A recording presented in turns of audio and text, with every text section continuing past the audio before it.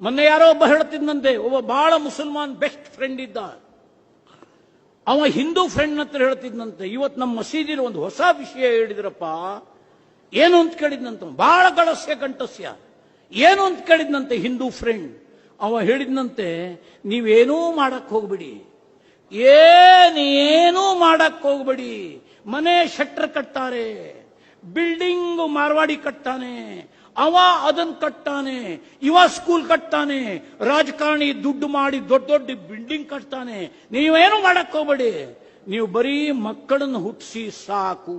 ಅವರಿಗೆ ಸಂತಾನವೇ ಇಲ್ಲ, ನಿಮ್ಮ ಸಂತಾನವೇ ನಾಳೆ ದೇಶವನ್ನು ಆಳ್ತದೆ ಅಂತ ನಮ್ಮ ಮುಲ್ಲಾ ಹೇಳಿಬಿಟ್ಟಿದ್ದಾನೆ ಅಂತೇಳಿ ಮುಸ್ಲಿಂ ಫ್ರೆಂಡ್ ಹಿಂದೂ ಫ್ರೆಂಡಿಗೆ ಹೇಳಿದ್ನಂತೆ. ಇದು ಜೋಕಲ್ಲ, ಇದು ಜೋಕಲ್ಲ.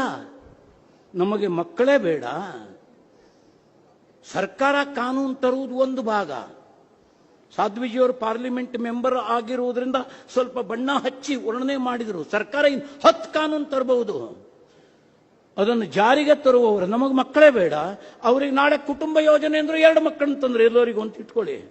ಅವರು ಎರಡೆರಡು ಹೆಂಡತಿ ಹತ್ರ 4, 6 ಹೆಂಡತಿ ಹತ್ರ 12 ಮಕ್ಕಳು. ನಿಮಗೊಂದೂ ಇಲ್ಲ. ನೀನು ನೀನೆ, ನಾನು ನಾನೇ. ಮೊದಲು ಹೇಳ್ತಿದ್ರು ನಾವಿಬ್ಬರು ನಮಗಿಬ್ಬರು, ನಾವಿಬ್ಬರು ನಾವು 3 ಜನ. ಈಗ ನಾವೊಬ್ಬರು ನಮಗೊಬ್ಬರೇ. ಈಗ ಹೊಸ ಟ್ರೆಂಡ್ ಹೊರಟಿದೆ, ನಿನಗೆ ನೀನೇ ನನಗೆ ನಾನೇ, ಲಿವಿಂಗ್ ಟುಗೆದರ್ ಅಂತೆ. ಈ ರೋಗಕ್ಕೆ ಮದ್ದುಂಟಾ? ಅರೇ, ಒಂದು ಮಗುವನ್ನ ಇಟ್ಕೊಂಡಿರೋರು ಹಣೆ ಬರ ಕೇಳ್ತೀರಾ ನೀವು?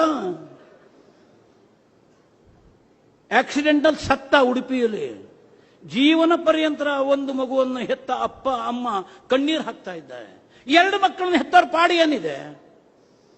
ಒಬ್ಬ ಲವ್ ಜೆಹಾದಿಗೆ, ಒಬ್ಬಳು ಲವ್ ಜೆಹಾದಿಗೆ ಬಲಿಯಾಗಿ ಓಡ್ ಹೋದ್ಲು. ಮಗ ಗಾಂಜಾ ಹೊಡ್ಕೊಂಡು ಕೂತ್ಕೊಂಡ, ಅಪ್ಪ ಅಮ್ಮ ಬೇವರ್ಸಿ. ವಾಸ್ತವ ಸಂಗತಿ ಬಗ್ಗೆ ಹೇಳ್ತಾ ಇದ್ದೀನಿ ನಾನು. ಹಾಗಾದ್ರೆ ಸಾಮಾಜಿಕ ಜವಾಬ್ದಾರಿ ನಮ್ಮ ಹೆಗಲ ಮೇಲೆ ಇಲ್ವಾ? ಲೆಕ್ಕಾಚಾರ ನಮ್ಗ? ಆರ್ಮಿಗೆ ಎಲ್ಲಿದ್ದಾರೆ ಜನ? ಮಕ್ಕಳು 2 ಮುದ್ದು ಮುದ್ದಾಗಿ ಸಾಕುವುದು, ಕಲ್ಲೊಳಗೆ ಕಾಲಿಟ್ರು ಹಣ ಅಂತ ನೀವು ಕೂಗುದು, ಯಾರ ಜೊತೆಗೂ ಹೊರಗೆ ಬಿಡೋದೇ ಇಲ್ಲ. ಬರೀ ಕರಿಯರ್, ಇಂಜಿನಿಯರ್, ಮೆಡಿಕಲ್, ಅದು ಇದು, ದುಡಿಮೆ, ಹೊಟ್ಟೆಪಾಡು, ಬಿಲ್ಡಿಂಗು, ಕನಸು. ಆರ್ಮಿಗೆ ಯಾರು ಬರಬೇಕು? ದೇಶ ಸುರಕ್ಷಿತವಾಗಿ ಇದ್ರೆ ನಿನ್ನ ಸಮಾಜ ಸುರಕ್ಷಿತ. ಕಾಮನ್ ಸೆನ್ಸ್, ವರ್ಣನೆ ಮಾಡೋದು ಬೇಡ. ನಿನ್ನ ಮನೆ ಸುರಕ್ಷಿತವಾಗಿರ್ಬೇಕಾ? ನಿನ್ನ ದೇಶ ಸುರಕ್ಷಿತವಾಗಿರ್ಬೇಕು. ದೇಶ ಸುರಕ್ಷಿತವಾಗಿರಬೇಕಾದ್ರೆ ಗಡಿ ಕಾಯುವುದಕ್ಕೆ ಆರ್ಮಿ ಬೇಕು. ಮಕ್ಕಳನ್ನೇ ಹುಟ್ಟಿಸೋದಿಲ್ಲ ನಾವು. ನಮಗೆ ಮಕ್ಕಳೇ ಬೇಡ, ಗಡಿ ಸುರಕ್ಷಿತವಾ? ಆರ್ಮಿಗೆ ಯಾರು ಸೇರ್ತಾರೆ? ಇನ್ಫಿಲ್ಟ್ರೇಷನ್. ಸರ್ಕಾರಿ ನೌಕರಿಯಲ್ಲಿ, IAS ಜಾಗದಲ್ಲಿ, IPS ಪೋಸ್ಟ್ನಲ್ಲಿ ಮುಸಲ್ಮಾನರನ್ನು ಸುಳ್ತಾ ಇದ್ದಾರೆ.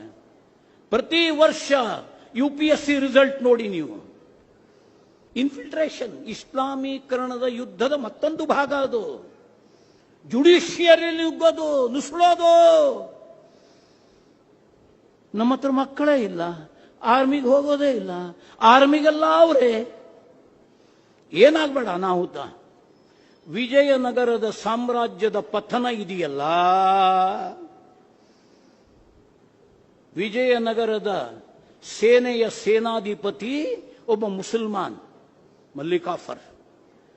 ಬಿಜಾಪುರದ ಸುಲ್ತಾನನ ಜೊತೆಗೆ ಯುದ್ಧ ಪ್ರಾರಂಭ ಆದಾಗ ಇಡೀ ವಿಜಯನಗರದ ಆರ್ಮಿ ಸೇನೆ ಬಿಜಾಪುರ ಸುಲ್ತಾನನ ಜೊತೆಗೆ ಸೇರಿಕೊಟ್ಬಿಡ್ತು. ವಿಜಯನಗರದ ಸೇನೆ ದಿಕ್ಕಾಪಾಲಾಗಿ ಓಡಿ ಹೋಯಿತು. ವಿಜಯನಗರದ ಪತನ ಆಯಿತು. ಇದರಿಂದ ಪಾಠ ಏನು? ಸಾಕೋದು ನಾವು.